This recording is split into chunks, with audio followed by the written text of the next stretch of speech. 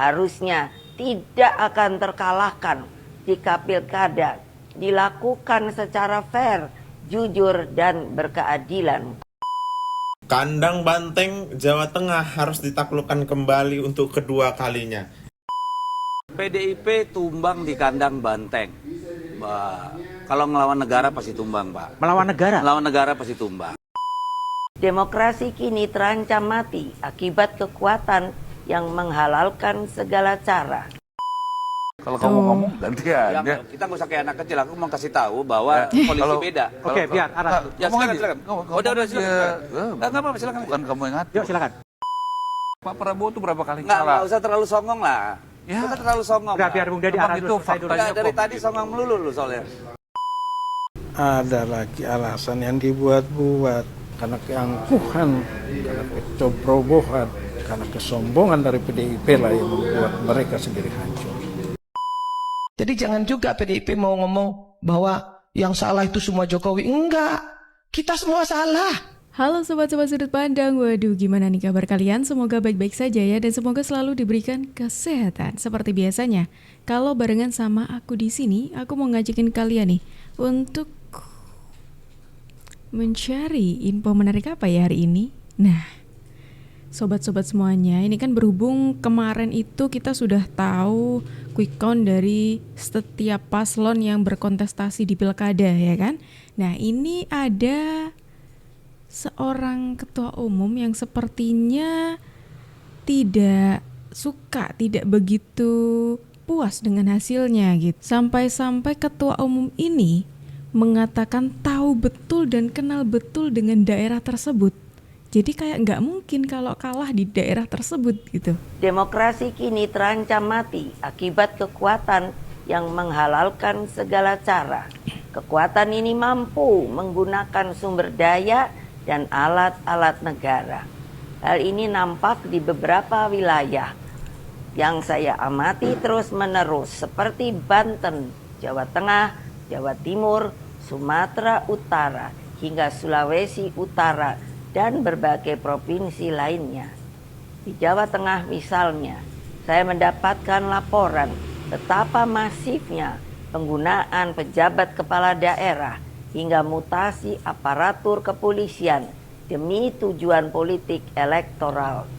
Ini tidak boleh dibiarkan lagi, mengingat Mahkamah Konstitusi telah mengambil keputusan penting bahwa aparatur negara yang tidak netral bisa dipidanakan. Saudara-saudara sekalian, saya mengenal Jawa Tengah dengan baik.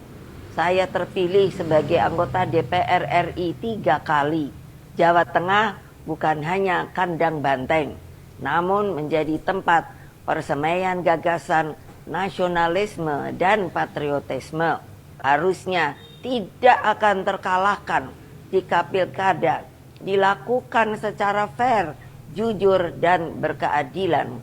Wong ngomong kok mintra-mintri saenake udeli dhewe.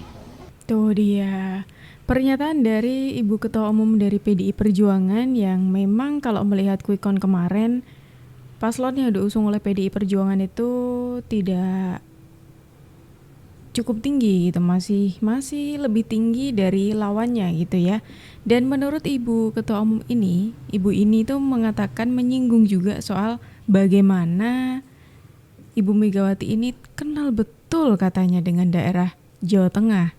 Dan kalau semisalkan ini dilakukan secara fair nih, katanya nggak mungkin kalau kalah seperti itu.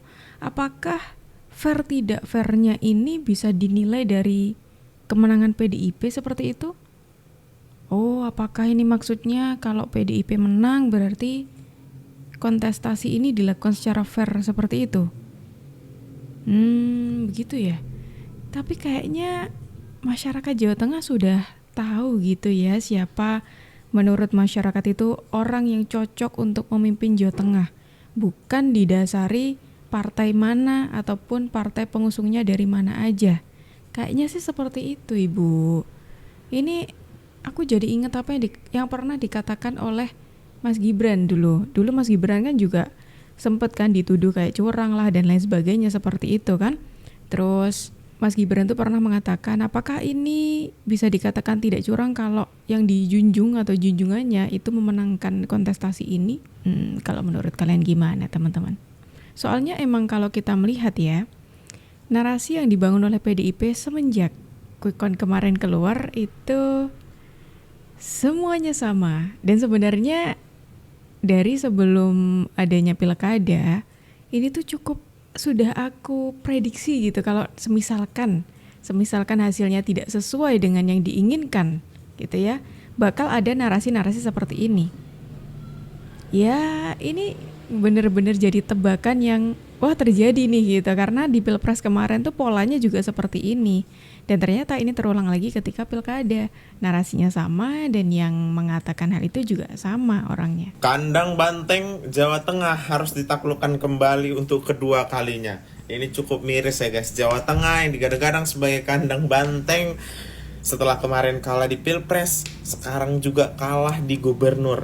Walaupun sudah menurunkan Panglima TNI Andika dan juga Hendy untuk melawan Ahmad Lutfi dan juga mantan wakilnya Pak Ganjar, Gus Yassin, itu harus kita lihat bahwa di 57 dan juga 42%. Ini ibaratnya di 58% kan lah ya kan. Sehingga apa ini menjadi poin penting ketika kemarin bisa dikatakan ketika Pak Jokowi turun langsung itu bisa merubah peta pertarungan di Jawa Tengah ya. Karena kemarin surveinya yang pas seminggu 2 minggu yang lalu itu masih hampir mirip-mirip di 49-50-an. Sehingga masih ada peluang untuk Bapak Andika Perkasa untuk menang di Jawa Tengah. Namun kalau melihat di sekarang udah terpaut 7% dari 50%, udah menang unggul, ini sepertinya sangat sulit ya. Dengan melihat ke belakang untuk Andika Perkasa bisa mengejar ketertinggalan ini. Tapi kita tunggu akhirnya kita lihat apakah Banteng masih bisa bertahan di Jawa Tengah ataukah harus tergeser taringnya di Jawa Tengah. Emang sih dari pendaftaran kemarin Jawa Tengah ini kan cukup disorot gitu ya, apalagi ini digadang-gadang akan menjadi pertarungan atau persaingan sengit antara PDIP dengan Pak Joko Widodo kayak gitu. Dan jika kita melihat memang Jawa Tengah ini sudah dari lama gitu ya, image-nya tuh udah dibangun sebagai kandang banteng gitu, apalagi kemarin waktu Pilpres gitu ya, cukup bikin tanda tanya ketika paslon yang diusung oleh PDIP justru kalah di Jawa Tengah waktu Pilpres kemarin. Dan ternyata itu tidak berhenti sampai Pilpres. Ternyata ketika di Jawa Tengah nih, pilkada nih, itu juga mengalami hal atau nasib yang serupa juga. Orang yang diusung oleh PDIP gagal untuk mempertahankan kandang banteng ini. Nah, seperti itu. Memang ini masih quick count gitu ya, tapi kalau biasanya real count sama quick count itu tidak jauh berbeda gitu ya hasilnya. Dan apalagi kalau kita melihat kemarin ya, hasil quick count-nya itu dari beberapa lembaga survei itu hampir sama tuh ya presentasinya. Di Pak Andika itu sekitar 41,58% ya, itu menurut LSI, Lembaga Survei Indonesia. Sedangkan Pak Ahmad Lutfi dan juga Taci Yassin itu berada di 58,42%. Berarti itu terpantaunya cukup jauh gitu ya kan. Dengan keinginannya PDIP untuk mempertahankan kandang banteng dan sedangkan hasilnya seperti itu, kemudian muncullah gitu narasi-narasi yang saat ini sedang dikembangkan oleh PDIP gitu.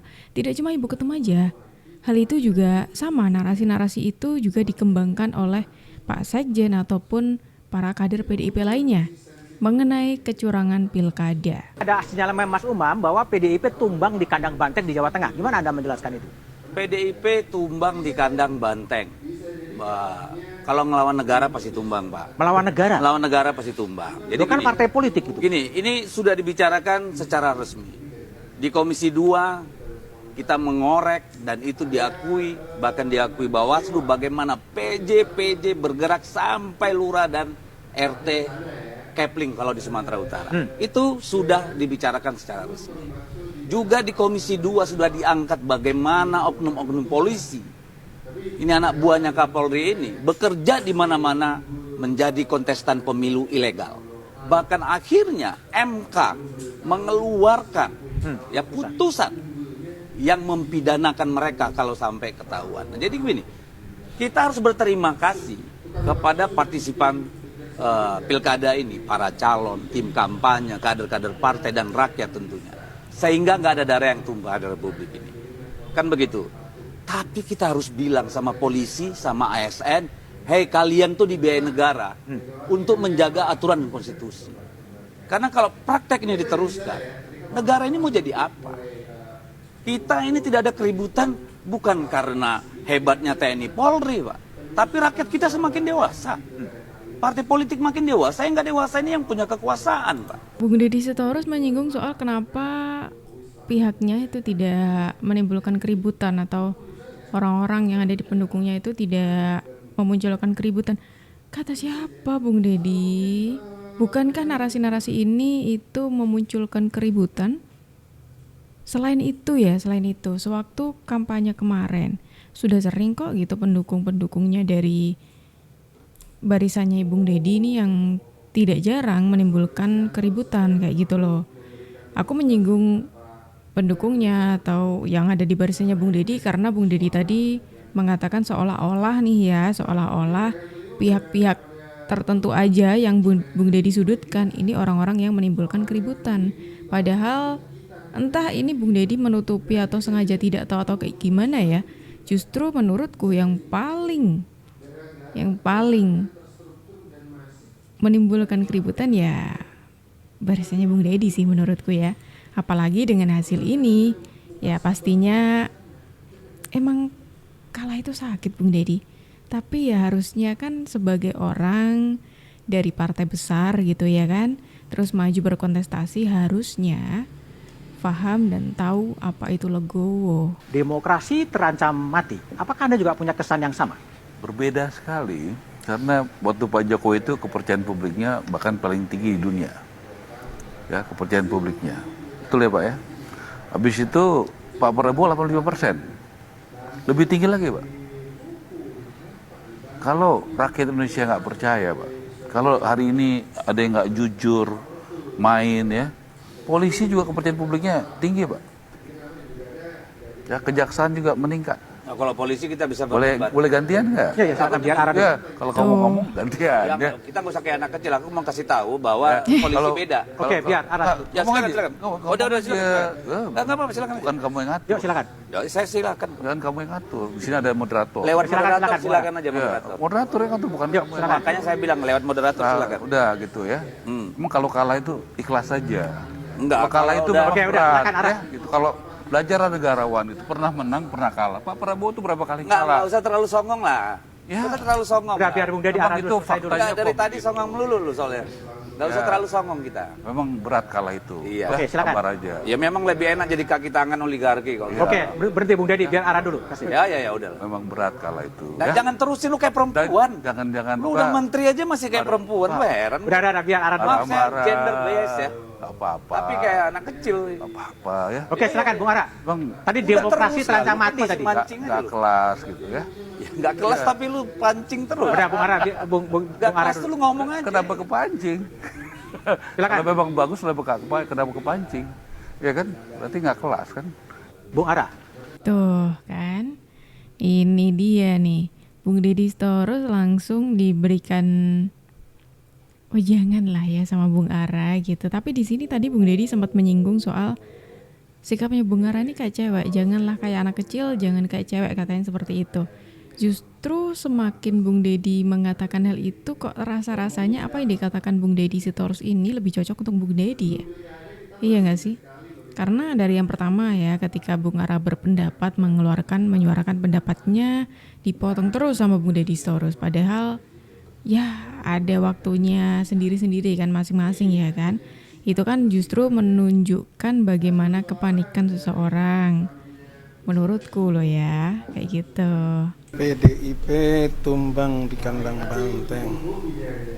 Jawa Tengah hancur, Jawa Timur hancur, Sumatera Utara hancur. Ada lagi alasan yang dibuat-buat. Polisi coklat PJ bergerak semua padahal itu adalah kelompok orang-orang mereka sendiri. Bukankah saat sekarang ini yang jadi lurah, yang jadi camat, yang jadi itu adalah kelompok dari PDIP sendiri.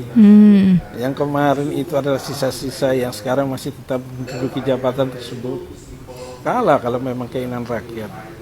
Ketika keinginan rakyat dan menyetujui bahwa memang satu-satunya orang yang bisa merubah rakyat bangsa Indonesia ini menjadi lebih maju hanya Jokowi. PDIP lah yang tidak mau mengakui itu. Sementara yang lain mengakui, bahkan dunia mengakui itu. Itulah kelebihan dari PDIP. Bongoknya di bawah-bawah, iri hatinya di bawah-bawah, dendamnya di bawah-bawah. Padahal Jokowi adalah orang mereka. Ini kebodohan mereka lah. Karena keangkuhan mereka lah membuat Jokowi harus berpisah dengan mereka. Ketika Jokowi sudah berpisah dengan mereka dan daerah-daerah itu banyak yang memegang kendali dan dikendalikan oleh Jokowi, mereka jadi pusing lagi, menyala-nyalakan lagi aparat, menyala-nyalakan lagi Bawaslu, menyala-nyalakan lagi polisi, semua disalahkan. Itulah kelakuannya PDIP, tidak mau mengoreksi diri. Bahwa ketika dia menemukan orang yang baik, mutiara yang baik, dia buangkan, dia sia-siakan dengan harapan bahwa akan ada mutiara yang lain. Ternyata tidak ada mutiara lagi yang ada di PDIP. Sudah hancur semua. Makanya di mana-mana mereka berteriak untuk Banteng itu dihabiskan. Benar adanya saat sekarang ini. Tinggal dilihat kalau memang Jakarta itu jadi putaran kedua, maka Banteng pun akan hancur.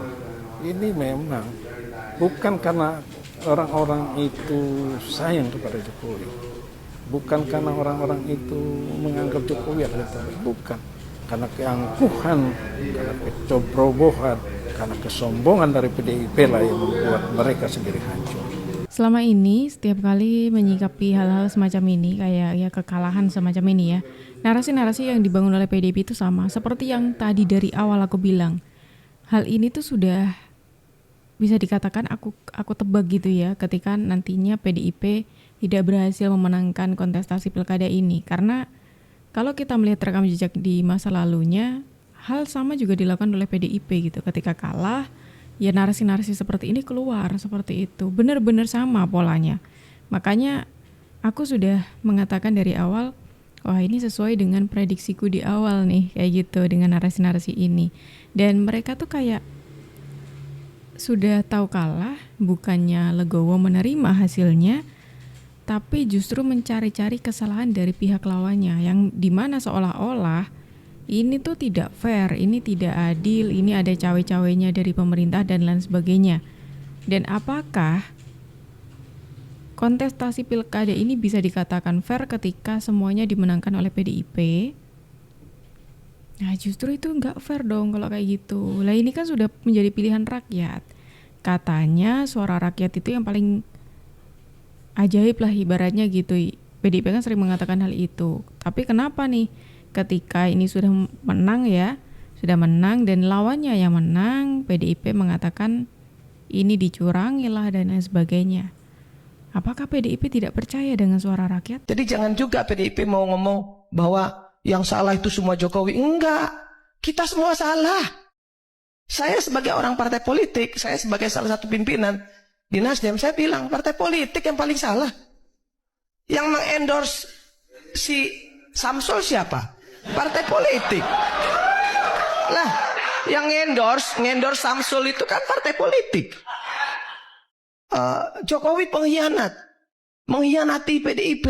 Lah kalau memang mau membenahi Elixen ini, nggak perlu dong ribut-ribut. Oh Jokowi nggak lagi bersama dengan PDIP, nggak perlu. Cuek aja, PDIP juga bisa kok. Kan itu harusnya. Tapi kan PDIP ribut. Kenapa Jokowi minggat dari PDIP? Kan itu adik-adikku.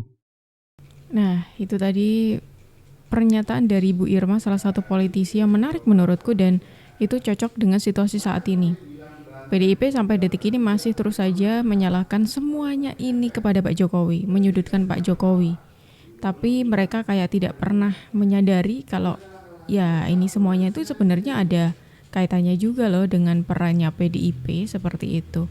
Dan harusnya itu jadi introspeksi diri, introspeksi partai juga kayak gitu. Tapi itu tidak dilakukan oleh PDIP. Ya pokoknya Pak Jokowi yang salah. Selalu seperti itu. Bahkan ketika sebelum pencoblosan kemarin, itu dari Sekjen PDIP itu pernah itu menyatakan, ya bisa dikatakan sebuah bentuk peremehan gitu ya, yang diungkapkan oleh Pak Sekjen ini kepada Pak Joko Widodo, yang katanya suaranya Pak Jokowi ini diibaratkan kayak suara pedagang kaki lima gitu. Target berapa persen, Mas? Jadi kita lihat dengan campur tangan Pak Jokowi, hebatnya demokrasi kita adalah suara satu orang Jokowi sama dengan suara satu orang pedagang kaki lima. Dan kita lebih memilih pedagang kaki lima. Suara pedagang kaki lima itulah hebatnya demokrasi. Sehingga dengan cawe-cawe Pak Jokowi di luar wilayahnya ini menunjukkan suatu arus balik. Dukungan Mas Pram dan Rano Karno makin besar sehingga kami optimis bisa menang satu putaran. 52, 53, berapa? Tuh, sudah dengar sendiri kan bagaimana Pak Hasto Kristianto itu seolah-olah mengibaratkan lah kalau suaranya dari Pak Jokowi itu ibarat suara pedagang kaki lima gitu. Dan bahkan sebelumnya kalau kita coba tarik lagi ke belakang ya, itu ada lagi tuh Bung Adian Apitupulu itu pernah mengatakan setelah 20 Oktober nanti efeknya Pak Jokowi itu nol. Dan masih banyak lah statement-statement dari kader-kader PDIP yang meremehkan sekali efeknya Pak Joko Widodo. Tapi coba lihat, ketika hasil pilkada seperti ini, PDIP ternyata hancur di kandangnya sendiri, dibungkam dengan hasil suara PDIP yang kalah di kandangnya sendiri, lantas menyalahkan Pak Jokowi. Waduh, kira-kira kalau kayak gini tuh sikapnya PDIP kesatria nggak sih? Jadi saya akui Ibu Mega itu orang politisi yang paling objektif. Dan itu ya Pak ya, waktu Bu Mega calon presiden tahun 2004, beliau kan presiden. Dia orang KPU bilang Bu Mega itu tidak ikut campur sama sekali kepada KPU, tidak mau mengintervensi. Dan tidak memakai aparat, sama sekali tidak aparat. Tidak campur. Itu ya Pak. Waktu beliau bisa memakai aparat, bisa menang. Karena dia incumbent, tapi dia tidak pakai. Tidak main. Jadi kita hormati beliau walaupun kalah, tapi kalah dengan kesatria. Itu tahun 2004 kan. Tuh, padahal ya Pak JK dan juga Pak Mahfud MD pernah mengatakan nih, kalau dulu sewaktu jadi presiden ya kan, itu kan pertama kali adanya pemilu gitu ya, itu beliau-beliau ini mengakui bagaimana kesatrianya Ibu Mega dengan menerima kekalahan gitu. Tapi kayaknya kalau kita melihat sikapnya saat ini gitu, apakah ini ada kesamaan gitu? Kok kayaknya agak berbeda ya?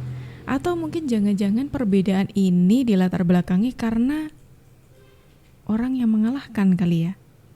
Ya kalau sebelumnya kan orang yang mengalahkan itu bukan dari unsur partai ya kan, dari luar partai gitu.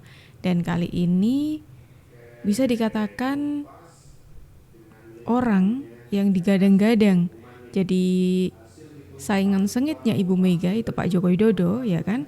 Seseorang yang pernah bergabung di PDI Perjuangan tapi pada akhirnya sekarang sudah tidak bersama dengan PDI Perjuangan.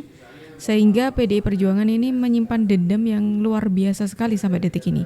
Apakah ada kaitannya dengan ini kira-kira? Nah kira-kira kalau tidak ada Pak Jokowi, apakah PDIP masih akan semarah ini kalah di kandangnya sendiri? Coba kalau menurut kalian gimana teman-teman? Coba tulis pendapat kalian di kolom komentar ya. Dan teman-teman semuanya, terima kasih banyak karena kalian sudah menemani aku dari awal sampai akhir. Sayangnya kita harus akhiri dulu video kita hari ini sampai di sini. Tenang aja, besok insya Allah kita akan ketemu lagi kok. Jadi jangan lupa untuk diklik tombol subscribe-nya supaya kalian tidak ketinggalan info terbaru dari kita. Aku Jub pamit undur diri dulu, sampai jumpa dan terima kasih.